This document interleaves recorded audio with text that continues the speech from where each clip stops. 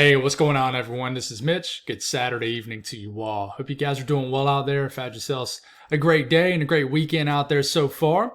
Got you an update this evening discussing the severe weather threat mainly on tomorrow. We'll also give you some information about Monday too, because I know a lot of folks watch my channel here in the Southeast and the Mid-Atlantic, so a lot of people are wondering what's happening with Monday. I think Monday could be a big-time severe weather threat also, but I'm thinking tomorrow for you folks and maybe Indiana, Ohio, maybe even southern Michigan, points south down to Kentucky, Tennessee, areas of the deep south, Arkansas. These areas could see some intense weather tomorrow. The severe weather chance has increased, and we kind of thought that was going to happen. It's went from a slight to an enhanced risk for a pretty large area. For some highly populated areas are going to experience a chance to see some pretty intense weather tomorrow. So that's what we're going to do. We're going to discuss that in detail, talk about the ingredients driving this, as we always do in these videos, and then we'll give you what the HRRR model is saying and what could happen tomorrow with the storm evolution. But I can tell you that some of these short-range model guidance is definitely not agreeing. So just remember, what I show you is just model guidance. It's not exactly what's going to happen. It's just our best guess with these models. And then, of course, we'll re-go over all this information to keep you guys up to date in tomorrow morning's video. If you folks have not subscribed, certainly consider doing that. Like the video if you like it. I'm really exhausted. I did a lot of yard work today, pretty much from the moment that I stopped doing my morning video all the way to about an hour ago. I've been doing nothing but yard work, cleaning out stuff, which is typically what I do every Saturday in the summertime. That's just what I do. I don't know. I just don't know how to relax. I really don't, but it's a good and bad thing. But anyway, so if you notice a little exhaustion in this video, I do apologize. We'll keep the upbeat flow going though and get you guys some really good information. It's pretty wild how fast the summer is moving by. I don't know about you folks, but I mean, we're almost to the 4th of July. It just feels like it's flying by. Fall will be here before you know it. So I'm very excited about that. But if you guys got anything that I can pray about or pray over, as always, please put it in the comments below. It gives me an opportunity to pray over it, and it gives others an opportunity to do so too.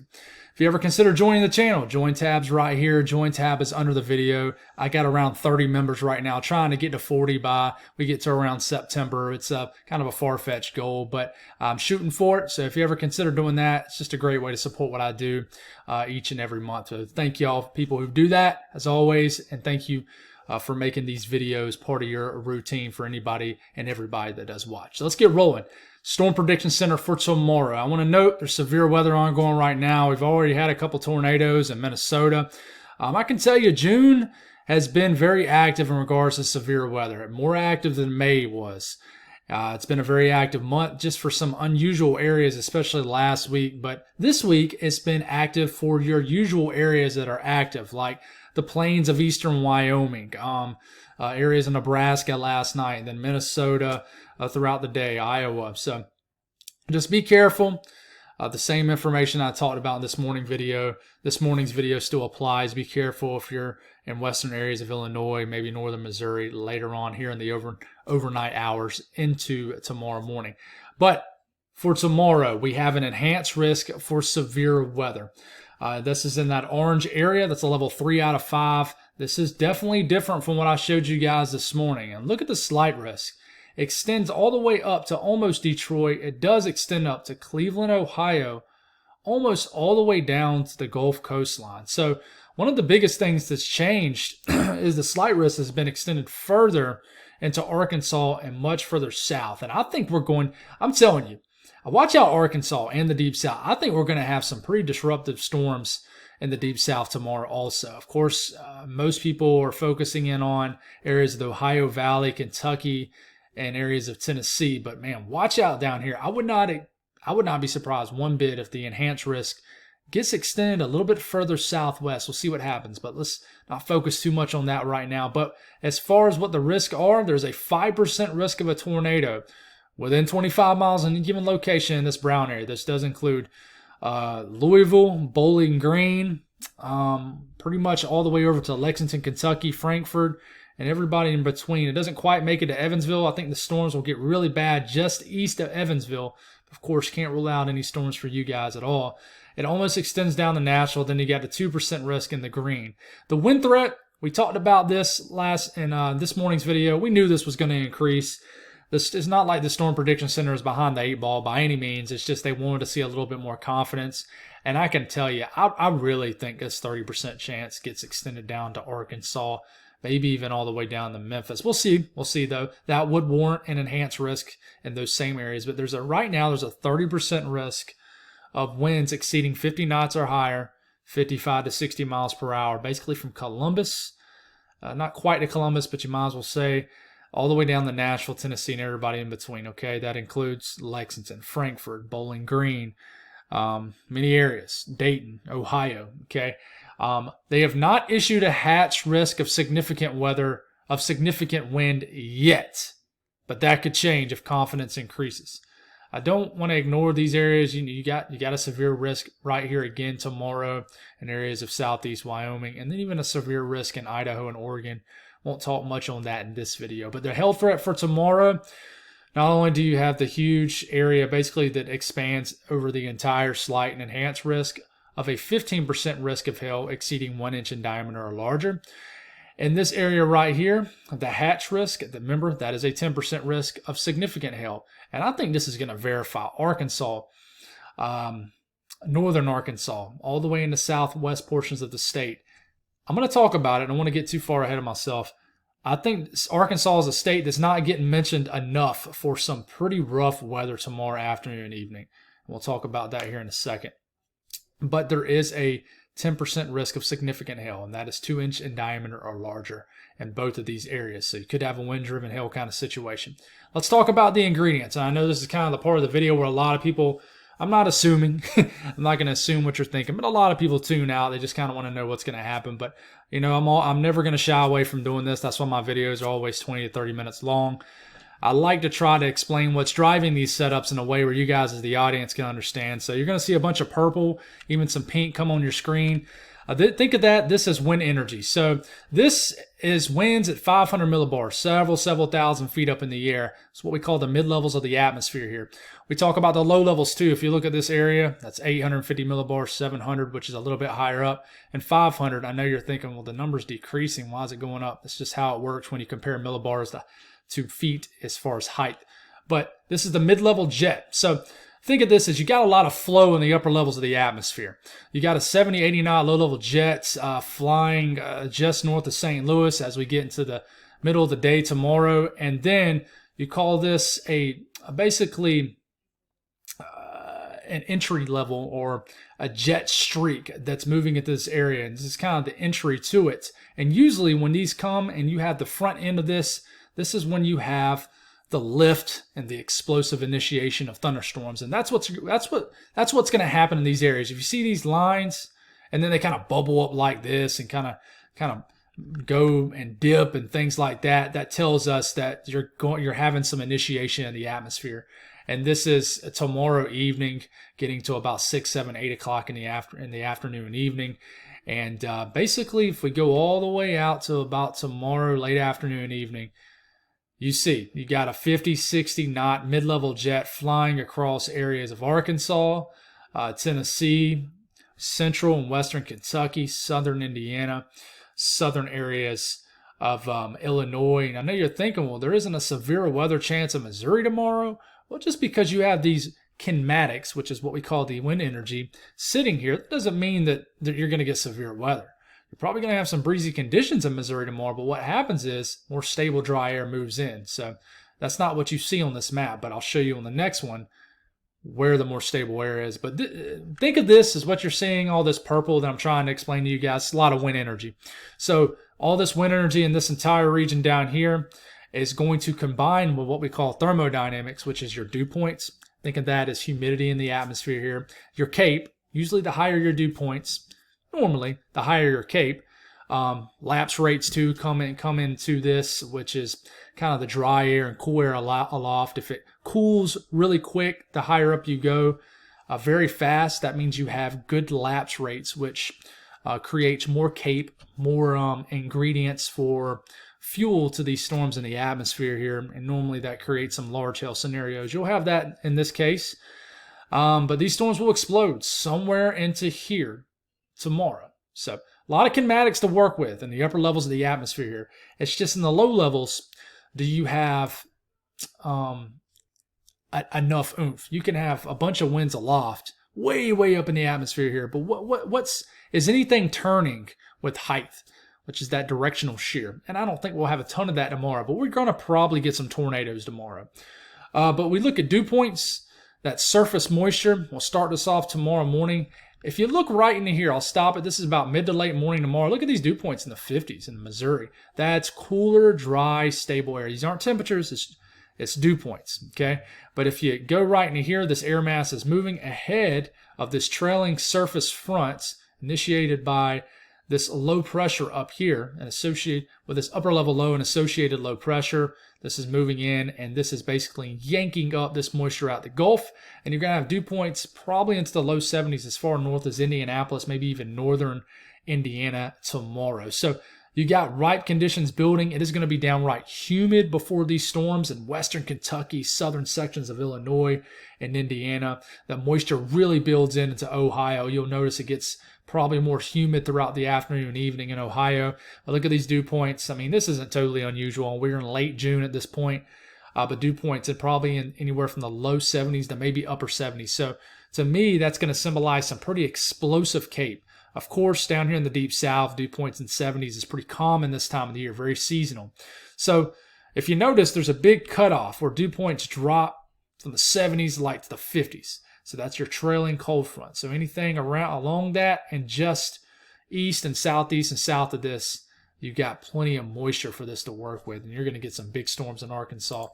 And you also look at the ingredients as far as Cape, and you can see it well here too. Let's get in motion. Come on, work with me here.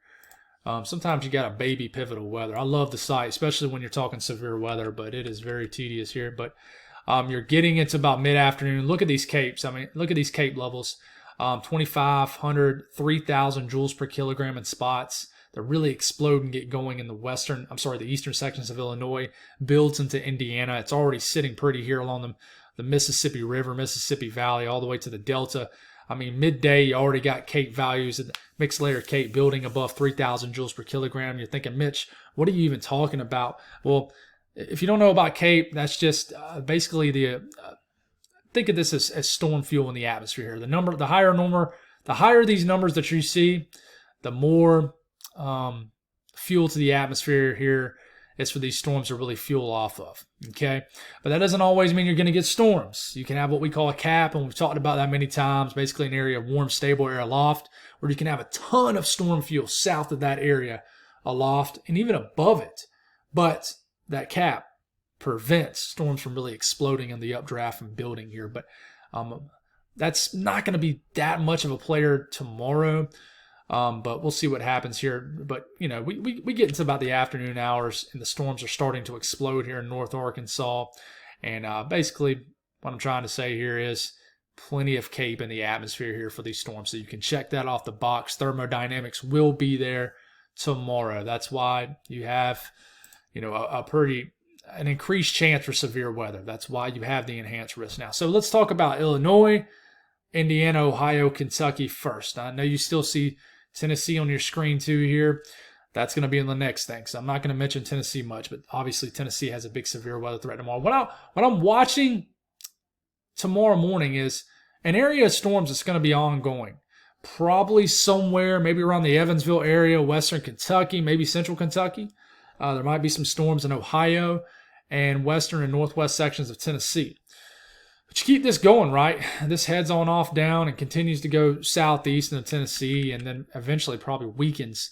But you already got big storms, you know, building. You're definitely going to have more forcing up here in Michigan. So you're probably going to have some strong storms in Michigan. More high-based, but, you know, I would say in the southern half of Michigan up here, expect some big-time storms that are possible up here. Some damaging winds, an isolated tornado threat, and some hail. Really, I mean, anywhere in Michigan. I would say if you're from Lansing, Grand Rapids, point south, any community, you stand a chance to see some strong storms. In fact, you keep this going, you get it to about 5 p.m., guys, which 5 p.m. Central Time. I know you see 6 p.m. here, but this is an Eastern Time. And we'll actually back it up to 4 p.m. Pretty intense line of storms beginning to get going in this region. If you hear my dog in the background, he's probably barking at the neighbor's dog. But northern Indiana, pretty intense storms. But if you notice these weird little gaps, for example, intense storms north of Indianapolis, intense storms south and southwest of Indianapolis, but nothing right on the city, right? And that's why it's important. I'm showing you this, but remember, don't look at this as grand conclusions. And I know I say this time and time again to the point where it's probably annoying, but I just want to remind you guys of that. That's why it's important to have a radar. But you keep this going. Storms are continuing. And I think you can get a pretty intense line of storms in Detroit tomorrow afternoon or evening. Same thing with Cleveland. In fact, I could see them nudging this slight risk further north into Michigan because of this line of storms that's showing up on the HRRR model. But I mean, you got this weird gap showing here. You're getting into about 7 p.m. at this time. You got to watch these storms right into here. This is your higher tornado threat, basically where your best overlapping kinematics and thermodynamics are, which are two main ingredients to make up a dynamic that supports severe weather. And this is where the best overlapping of those ingredients will be in Kentucky, Tennessee, even into Indiana, maybe even to Ohio. So we watch, if any kind of individual supercells can get going for an hour or two, your tornado threat will get maxed out in this region. So, I would watch out western Kentucky, maybe even around Evansville, Owensburg, Elizabethtown, Madisonville, Hopkinsville, Bowling Green, Paducah. Watch out for some intense storms. But, of course, that's not the only areas in Kentucky that's going to see them. You keep this going, intense storms could blast through Columbus sometime in the evening hours. You could just as well be getting some nasty storms also up here into Louisville, Cincinnati, even though it doesn't show storms in these regions. I'm telling you, there just as well could be some intense storms in this region. And you keep going, you're at 9 p.m. at this point. Pretty decent line of storms continuing to work its way through Ohio. This could be an entire connected line right here. Okay, it could be. And then you get into 10, 11, midnight, some storms still making their way in. And then, West Virginia, you see right here, I would watch out. Especially, it's going to work probably from northwest to southeast portions of West Virginia. But if you're in West Virginia, we'll read over all this information in the morning. But I would watch out for intense storms maybe later tomorrow night.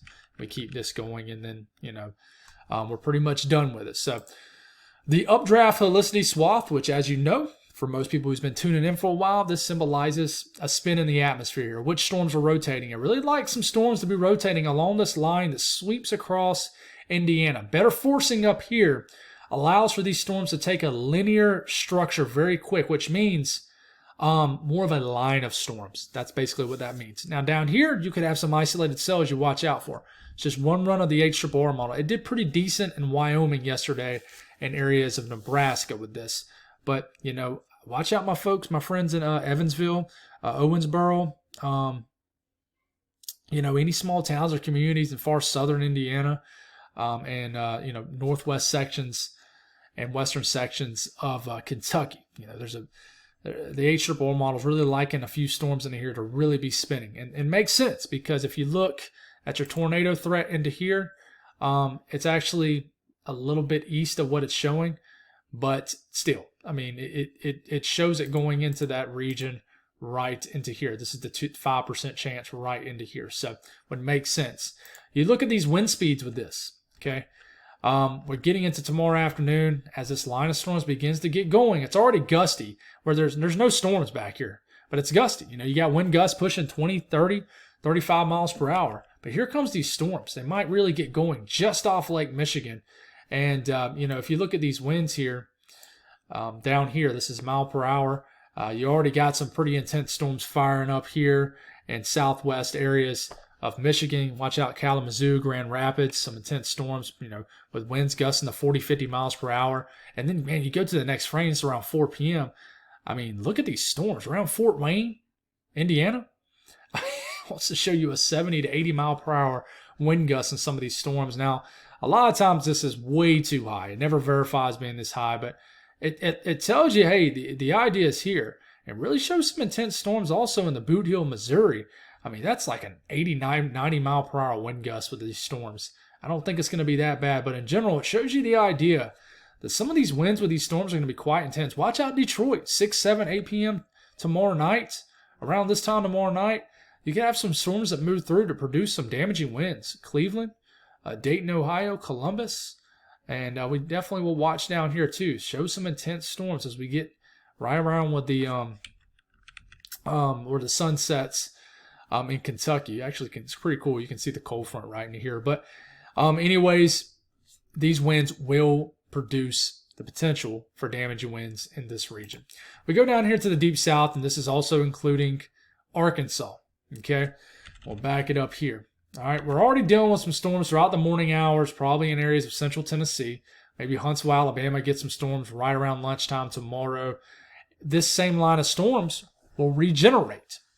And, I mean, as early as 2, 3 o'clock tomorrow morning, we could have widespread strong to severe storms in northern and central Alabama. And these could work their way through. At the same time, you have explosive thunderstorm development in Arkansas right into here. And I'm telling you, if you're in the Ozarks, watch out, Fayetteville. I mean, they could, get going as far north as like Branson, Missouri. And these storms start to work their way through here. I'm telling you, if you're in Jonesboro, Arkansas, just north of Little Rock, the Conway area, Arkansas is not being talked about much unless you live there locally. I follow a lot of meteorologists for Arkansas just because there seems like crazy weather always happens in that state, at least as of late. But and they're talking about it pretty good. Take them serious, guys, because these are going to explode quickly, I think, in northern Arkansas tomorrow. Large hail. I mean, you see the pinks in this. It's it's just the weather bells color code here, but it's really symbolizing some explosive storms in northern Arkansas. These continue and really begin to bow out, but at the same time, you got what's left over or what's flew all the way in from the Midwest, riding basically the eastern side of this ridge, which is over here, and some intense storms in Birmingham around 5 o'clock tomorrow, Tuscaloosa down to Montgomery, and these make their way all the way down to the western panhandle of Florida as the sun is setting. But really, you focus on this right here. Memphis, you guys could get blasted by a pretty intense line of storms around dinner time tomorrow. Okay, Little Rock the same way. Western Tennessee, you guys, the Boot Hill, Missouri, probably some intense storms sometime late tomorrow afternoon, early evening. And these sweep through pretty much almost all of Arkansas, especially the eastern half of Arkansas. And we'll see how intense this still is around sunset tomorrow and northern Mississippi. And then more storms move into Alabama again after already seeing storms earlier that afternoon. And I think these will lose some steam as you get into the overnight hours tomorrow. But you can't discount the severe weather threat across the Deep South tomorrow. And you look at some of the winds with these storms, they are pretty intense.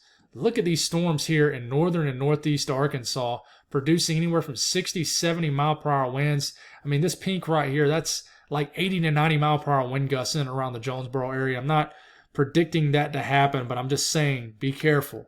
Some of these storms from the early afternoon storms are pretty strong also, and you keep this going, and you got to be concerned here in Memphis tomorrow afternoon and evening. For some pretty intense storms that could produce some large hail and some damaging winds. So Memphis, I think you're going to get a pretty gnarly line of storms tomorrow. So be aware of this. If you got any outdoor activities tomorrow afternoon and evening. And then these storms make their way through northern Mississippi throughout the late evening hours, and then even into Nashville.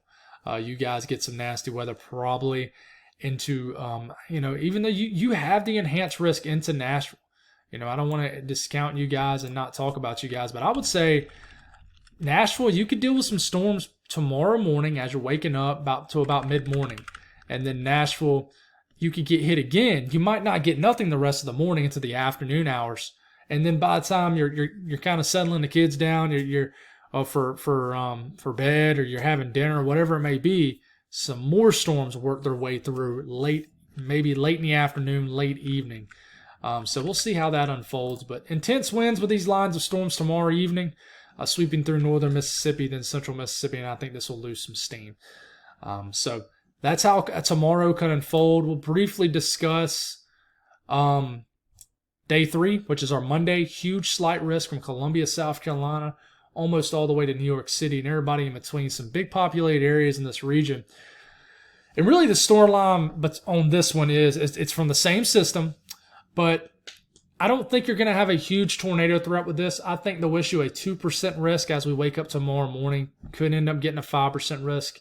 But I think damaging winds is going to be the biggest threat with this for Monday. Storms will quickly grow upscale as they probably pop off the kind of the foothills of Virginia, North Carolina, and then, quickly develop into an intense line of storms. And the NAM shows this well, and I really will show you more of the mid-Atlantic here, where I think northern North Carolina, Virginia, up and through the Delmarva area will see the best chance for severe weather. And we'll start this is around lunchtime Monday. Not a whole lot's going on. Then bang, you get, and we can only show the NAM. HRRR model's not in range, but you go take it to about 3 p.m. You already got some storms up here in southern PA, even some storms possible in Ohio, West Virginia. But, you go to about 4 p.m., 5 p.m., and look at this.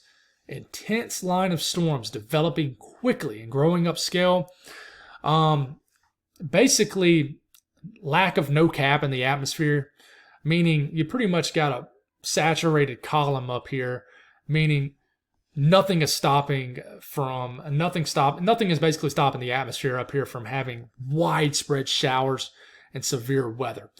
And you're thinking, well, why isn't the severe weather threat higher then? Well, if you had a little bit of cap, the column didn't have, basically, you didn't have the atmospheric players that supported such widespread convection.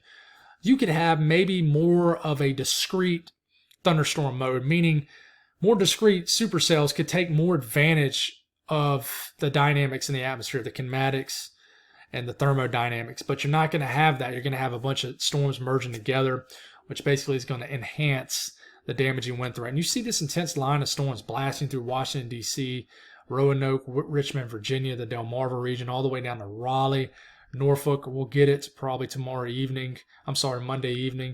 So we'll see how this develops. We'll obviously show you folks in South Carolina, more North Carolina also as we get closer, and we'll try to figure this out a little bit more. That's all I got, guys. Thank y'all for tuning in. God bless y'all, all of y'all, and have a great night, and I'll talk to you in the morning.